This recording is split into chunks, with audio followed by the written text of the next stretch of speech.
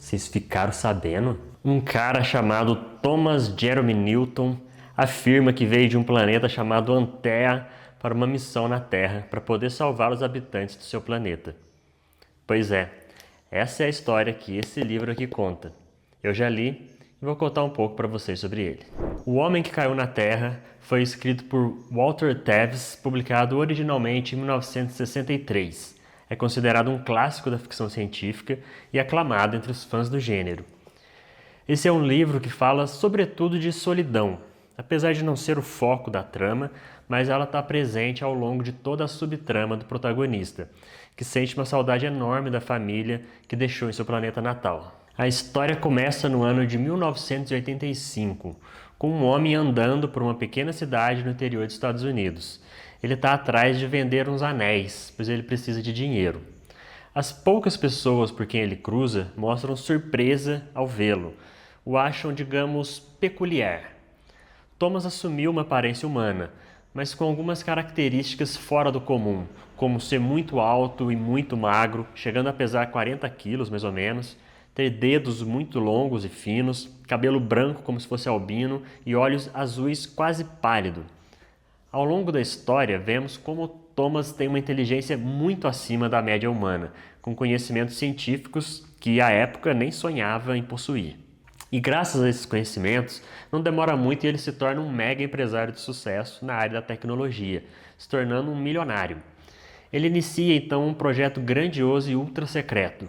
Secreto para os outros, que a gente sabe que é para a construção de uma nave que possibilite que ele volte ao seu planeta e traga seus conterrâneos, especialmente a sua família. Esse projeto chama a atenção do governo dos Estados Unidos, que bate na sua porta para conversar. A história é contada principalmente pelo ponto de vista do Thomas, protagonista. Porém, às vezes acompanhamos a história pelo olhar de Nathan Bryce, um professor de química que fica fascinado com as invenções de Thomas e terá seu caminho cruzado com o dele. A trajetória do Thomas na Terra acaba sendo bem mais difícil do que ele imaginava, e olha que ele já havia estudado minuciosamente o nosso planeta antes de vir para cá.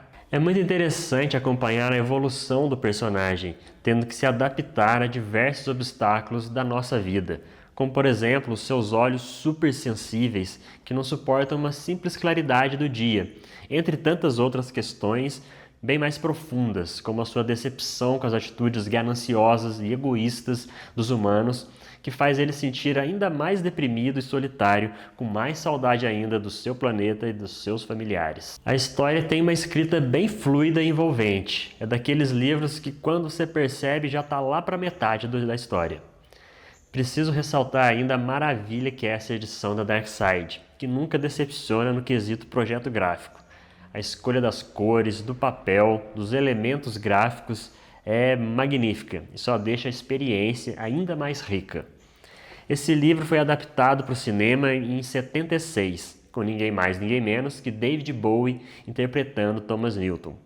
Foi uma decisão acertadíssima da escolha de elenco, porque realmente, lendo as descrições do personagem e suas excentricidades, David Bowie é a escolha perfeita. Mas, na minha humilde opinião, não acho que é um bom filme.